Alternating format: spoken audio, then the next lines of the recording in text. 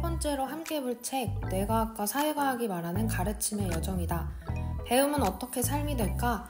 특별히 성경을 가르치는 우리가 반드시 던져야 할 중요한 질문이다.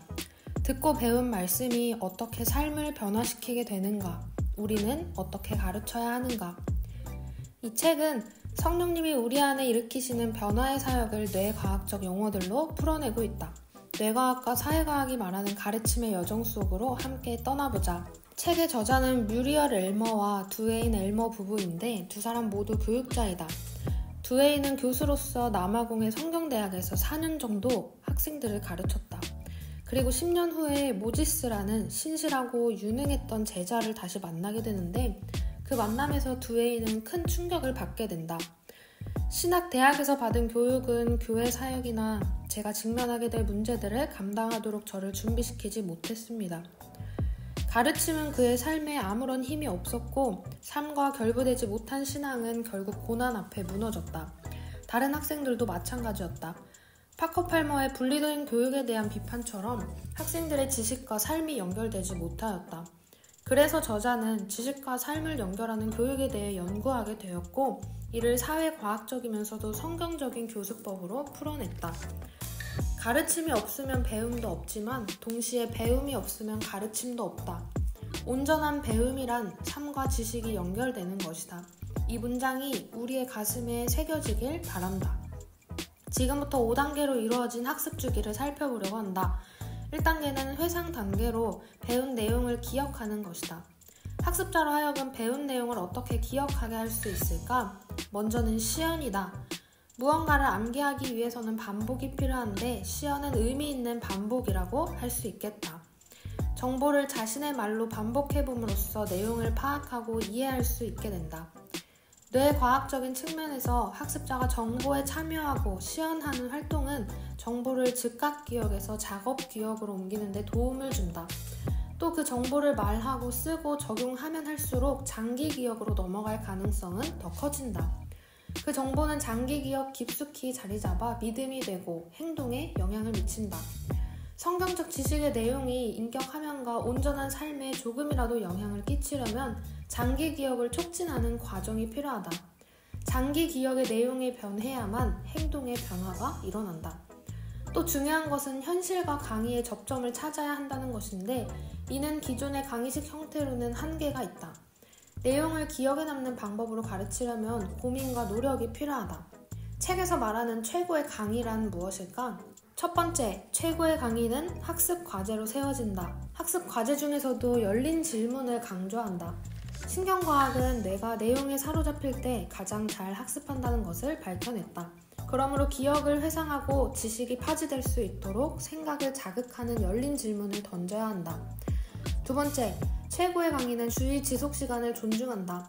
신경과학자들은 fMRI를 써서 학습 중 전전두엽의 활동을 관찰했다. 학습 시간의 첫 10에서 12분 동안 전전두엽이 활성화되었다가 17에서 18분 정도가 지나면 보통 뇌는 12분 정도의 휴식 시간을 가진다. 그러므로 강의는 거의 바로 시작해야 하며 첫 부분은 15, 17분보다 길면 안 된다. 15에서 17분쯤에서 페이스를 조절하여 무언가 다른 활동을 하는 것이 도움이 된다. 세 번째, 최고의 강의는 정지 시간을 존중하고 보장한다. 40분 강의에서 15, 17분이 지나면 학습자는 10분 정도 정지 시간을 갖는다. fMRI 상에서 전전두엽 부위가 거의 활동하지 않아 사고가 느려짐을 볼 수 있다. 그때 교사는 짧은 학습 과제를 통해 학생들을 다시 강의의 흐름 속으로 불러올 수 있다. 열린 질문이나 2분 정도 옆 사람과 지금까지 배운 것을 나누게 하는 등의 학습 과제들이 있겠다. 네 번째, 최고의 강의에는 예시, 열정, 놀라운 내용들이 여기저기 섞여 있다. 교사가 가르치는 과목에 열정이 있고 자료를 학생의 현실과 연결시키며 학습 과정에 참여시킨다. 학생을 긍정적으로 인식하며 자료를 잘 아는 것이 중요하다. 다섯 번째, 최고의 강의에는 성찰의 시간이 들어있다. 많은 내용을 쏟아내는 것이 최고의 강의가 아니다. 수업 내용 중에서 학생들에게 중요한 것을 생각하게 하고 삶에 가지는 의미를 찾아 적용하도록 도와주는 것이 좋은 강의이다. 여섯 번째, 최고의 강의는 의미 있는 결론을 만들어낸다. 수업 끝에 의도적인 마무리 시간, 중요한 내용을 다시 정리하는 시간을 갖는 것이다. 교사의 요약, 적용, 통찰, 새로운 개념, 논쟁점, 의미 있는 생각들을 나눠보라. 주의해야 할 것은 학생의 주의 지속 시간과 정지 시간을 고려하여 수업을 진행해야 한다는 것이다. 인지 과부하는 인지 하족을 불러오게 된다. 기존의 주입식 강의로는 우리가 기대하는 변화를 불러올 수 없다. 내가 학습하는 방식을 알아야 한다. 2단계는 공감하는 회상으로 학습에서 감정의 역할을 강조한다. 긍정적인 교사와의 신뢰감, 관계성을 통해서 학습이 이루어지는 것이다. 존중받는 느낌, 기분 좋은 느낌, 가치 있는 느낌, 이 모두가 2단계의 핵심 단어인 공감으로 구체화된다. 뇌에는 긍정적 정서에 반응하는 쾌락중추라 불리는 몇 개의 영역이 있다. 이 쾌락중추가 긍정적 정서로 활동하면 뇌의 이성적 부분도 움직이게 된다. 반대로 정서가 부정적일 때 뇌의 정의적 부분은 활발히 작용하나 뇌의 추론 또는 사고 담당 부위는 거의 반응하지 않는다. 부정적 느낌은 학습의 문을 닫아버린다. 아래와 같은 것들이 부정적 느낌 또는 긍정적 느낌들이다. 부정적 정서를 가질 때에도 자료를 기억하고 시험에서 높은 점수를 받을 수 있지만 뇌의 이성적 부분이 최소한으로 관여했기 때문에 학습 효과 또한 최소한에 그칠 것이다. 그렇다면 학생들이 긍정적인 느낌을 가질 수 있도록 하는 방법은 무엇이 있을까? 이름을 부르며 인사하고 미소 짓고 잘 지내느냐고 묻고 존중을 보이고 수업 전후로 시간을 함께 보내면 좋다. 학생들과 만나 삶을 나누는 것이 있다. 뇌과학 연구 결과가 옳다면 그 시간에는 그냥 좋은 교제만 이루어진 것이 아니다. 행복감은 더 깊은 학습의 문을 열고 하나님은 그 기회를 사용하셔서 학생들을 그분의 형상으로 변화시키신다. 특별히 이야기는 듣는 이로 하여금 온갖 감정들을 만들어내는 강력한 학습 기법이다. 개인적 경험, 책에서 가져온 짧은 읽을거리, 사례 연구, 전기, 은유, 우화가 있다. 학생들이 안정감을 느끼고 더 나아가 자신의 필요를 나누고 자신을 위해 기도해줄 사람을 찾게 될 때 진정한 학습을 하게 된다. 정서는 우리가 귀하게 여기는 것을 알려준다. 그리고 우리는 귀하게 여기는 것을 사랑한다. 그러므로 학생들로 하여금 긍정적인 정서를 가질 수 있도록 좋은 교육 환경을 준비해보자. 3단계는 숙고하는 회상이다. 뇌과학 용어에서 숙고는 새로운 정보가 기존 정보와 연결되어 학습자가 그것이 무엇일지 상상할 때 이루어지는 일로 정의된다. 학습자의 입장에서 숙고의 과정은 관련 정보에 관해 생각함, 그것을 과거의 내용과 연결함, 적절한 행동에 관해 숙고하기 시작함이다. 숙고의 과정이 중요한 것은 이 과정을 통해 학습 내용이 사고의 일부가 되고 여러 행동의 가능성을 만들어 행동의 결단으로 이어질 수 있는 지점을 알아낸다는 것이다. 많은 지식을 습득한 사람에게 학구적이다, 박식하다 라고 말하는 것은 정확한 표현일 것이다. 마치 바리새인 율법학자들처럼. 그러나 성경을 따라 살지 않았기에 성경을 학습했다고 말할 수 없다. 숙고는 바리새인을 넘어서도록 도와준다. 지식은 숙고는 경험을 낳게 한다. 숙고의 단계에는 인지 부조화가 있는데 솔 맥클라우드에 따르면 이것은 태도, 믿음, 행동이 서로 충돌하는 상황을 말한다. 이 충돌을 통해 사람은 불편을 경험하고 불편은 태도나 믿음, 행동의 변화를 통해 균형을 회복하게끔 한다. 이것이 인지 부조화에서 일어나는 학습이다. 성령께서 하나님의 진리를 적용하시면 우리의 인생 여정에 부조화가 생겨날 것이다. 우리는 본성적으로 확실함을 선호하고 현재 상황에 머무르려 하지만 부조화는 하나님이 우리를 성장시키시는 방법이다. 우리가 약한 지점을 보고 그것을 고백하고 진리 안에서 행하도록 강한 믿음을 건설하시려는 것이다. 그에 따른 불편이 인지 부조화이고 그것은 인간 발달과 영적 성장에서 강력하게 작용한다. 하나님은 종종 부조화를 사용하여 우리의 빈약한 계획을 조정하시고 우리를 그분의 계획으로 초청하신다. 숙고, 중요하다. 숙고를 위해 이런 교수법들도 활용해 볼 수 있다. 특히나 열린 질문의 힘이 엄청나다는 것을 알게 된다.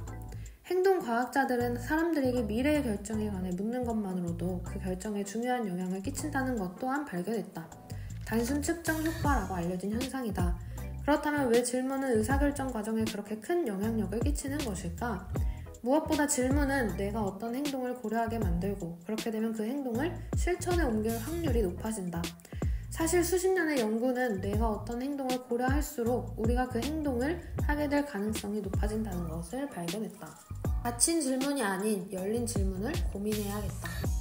3단계에서 4단계에 넘어갈 때에 변화를 막는 장애물이 있다. 예수님의 씨 뿌리는 자 비유를 보자. 길가밭, 돌밭, 가시덤불과 같은 것들이다. 이러한 예수님의 비유는 이후 사회과학자들이 연구한 내용을 정확히 담고 있었다. 행동 변화에 대한 3가지 유형의 장애물들이 있다. 개인적 장애물, 사회적 장애물, 문화적 장애물이다. 장애물을 분석하고 잘 해결해야 학습의 다음 단계로 넘어갈 수 있다. 장애물 분석의 한 유형에 SWOT 분석이 있다. 또 잠재적 장애물들을 떠올릴 수 있는 질문들과 RAA 행동변화 이론에 따라 강한 신념을 키우는 것도 하나의 방법이다. 여기서 RAA 이론의 핵심은 몇 가지 구체적 신념이 행동을 바꾸기로 결심하게 한다는 것이다. 신념이 강하면 강할수록 사람들이 의도한 행동 변화를 성취할 가능성은 더 높아진다. 5가지 신념들을 참고하시라.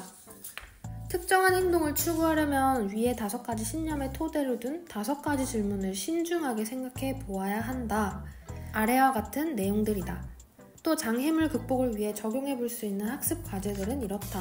자신에게 쪽지를 쓰게 하는 것, 역할 놀이를 하는 것, 상호 점검 관계를 구축하는 것, 사회적 압력을 관리하고 위험한 상황을 피하고 부정적인 생각을 관리하는 것이다. 또 성경과 기도에 의지하는 것이다. 빠르게 넘어왔지만 화면을 잠시 멈춰 하나하나 보시길 권한다. 4단계는 실천하는 회상이다. 기억하고 공감하고 숙고했으면 이제는 실천으로 연결되어야 한다. 이를 위해 공동체의 대화와 토의를 통한 전환학습을 강조한다. 교육이론가 잭 매지로우는 전환학습 이론을 4가지의 학습 단계로 구분하는데 첫째, 혼란스러운 딜레마, 인지부조화라고도 할 수 있다. 학습자의 마음의 갈등과 혼란을 불러일으켜 어떤 문제에 대한 기본적인 가정과 신념을 재검토하게 만든다. 하나님의 진리를 전하는 우리는 학습자의 혼란스러운 딜레마를 다루어야 한다. 2번째, 자신의 가정에 대한 비판적 평가. 딜레마 앞에서 사람은 옳고 그름에 대한 가정과 믿음을 재검토할 수밖에 없어진다. 이때 의미 관점이 변화되고 결국 그에 따른 행동 변화로 이어진다. 교사가 성경을 학생들의 삶과 신실하게 연결할 때 학생들은 이 문제, 혼란스러운 딜레마를 하나님의 말씀에 비추어 어떻게 풀어야 할지 고민하게 될 것이다. 셋째, 행동 변화를 고민하는 다른 이들과의 담화 및 대화. 학습자에게는 그 여행을 함께 할 뜻에 맞는 동료들이 필요하다. 그들의 도움이 있어야 비판적으로 생각할 수 있고 옳고 선하다고 여기는 바에 따라 행동하는 데 필요한 기술을 갖출 수 있게 된다. 넷째, 새로운 관점과 행동을 통합하기 위한 실천이 있다. 학습 공동체 안에서 새로운 행동 방식을 함께 시도하고 실천을 통해 자신감을 쌓는다. 매지로우는 크리스찬은 아니었기에 분명 기독교 교육에서 부족한 부분들이 있다. 그래서 이후 크리스찬 연구자들이 신앙인을 대상으로 전환학습을 탐구하였고 핵심은 대체로 동일하게 적용됨을 발견했다. 전환학습에 기여하는 조건들이다. 학생들 간의 대화와 토의, 강사 및 가족, 친구들과의 대화와 토의, 서로 배울 수 있는 수업 설계, 사전에 계획된 사역 경험, 하나님과의 생생한 관계, 경험에 대한 영적 평가, 상담이나 멘토링을 통한 인격적 지지와 인도, 본보기 등이 있다. 그래서 학습자의 실천을 돕기 위한 실제적인 교사의 역할은 무엇일까? 학습자가 하나님의 진리를 실천하려는 시도에 대해 보고하고 도전받는 것을 기대하게 하는 교육 환경을 설계하는 것이다. 하나님이 그들의 삶에 어떤 변화를 바라시는지 탐구하도록 의지를 가지고 격려하라. 그들이 변화를 위해 무언가를 하도록 격려하고 그 시도가 어떻게 진행되는지 추적하라. 점진적인 작은 단계들로 이루어진 현실적 목표를 세우도록 격려하라. 열린 질문을 준비하라. 진짜 장애물과 잠재적 장애물이 무엇인지 주의 깊게 듣고 그것들을 극복할 방안을 토의하라. 그들이 실천 가운데 만나는 장애물에 관한 문제 해결 시간을 마련하라. 학생들이 상호 점검 관계를 맺도록 적절한 지점에서 격려하라.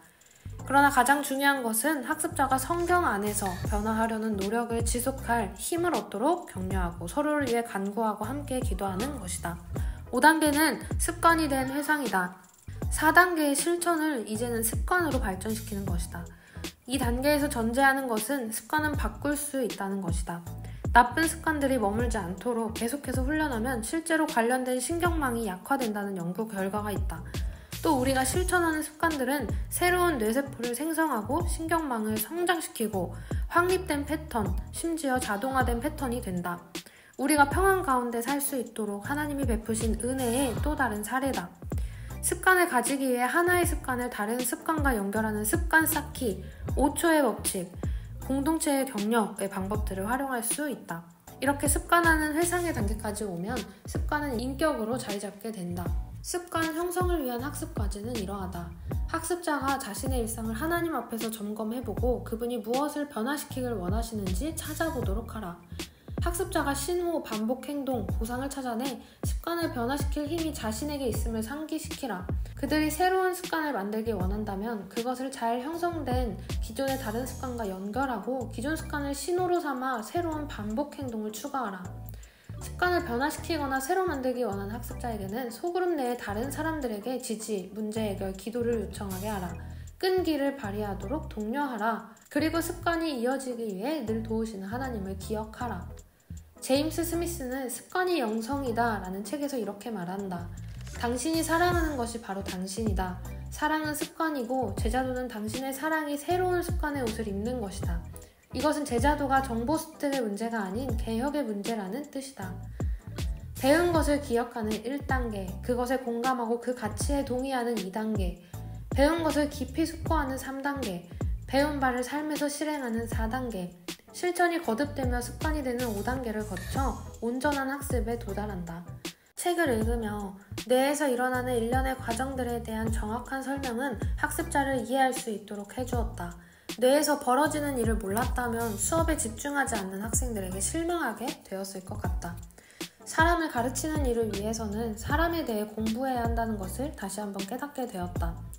인간은 하나님의 절대적 진리를 너무나 희미하게 인식하고 있다.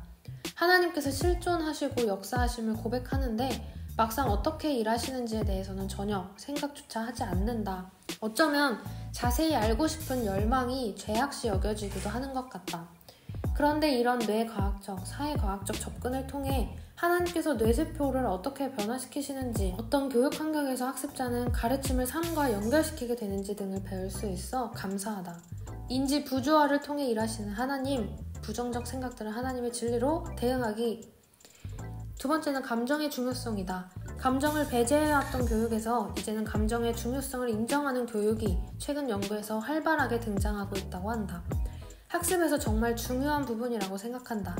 교사와 학생의 관계성, 공감, 신뢰가 부정적이라면 아무리 좋은 학습 방법일지라도 무용지물일 것이다. 사람이 사람을 만난다. 사람이 로봇을 만나는 것이 아니다. 감정을 인정하고 공감하는 교사가 되어야겠다고 생각했다. 세 번째, 동역이다. 말씀이 삶이 되도록 우리는 가르쳐야 한다. 그런데 그 귀한 사명은 감사하게도 혼자 하는 일이 아니다. 우리는 자신의 능력, 전문성, 창의성, 카리스마 또는 학생들과 친화하는 능력을 신뢰하지 않고 주님을 신뢰한다. 사실 우리는 가르침을 협력적 업무로 본다. 우리는 우리 편에 계시는 하나님과 더불어 말하자면 하나님과 팔짱을 끼고 성령님과 동행하면서 가르친다. 나는 오늘 가르칠 것이다 라고 생각하는 대신에 하나님과 우리가 오늘 가르칠 것이다 라고 말하는 법을 배워야 한다. 사람 안에 진정한 변화를 일으키시는 성령님의 역사, 그리고 그 일에 동역하는 여러분을 진심으로 응원한다.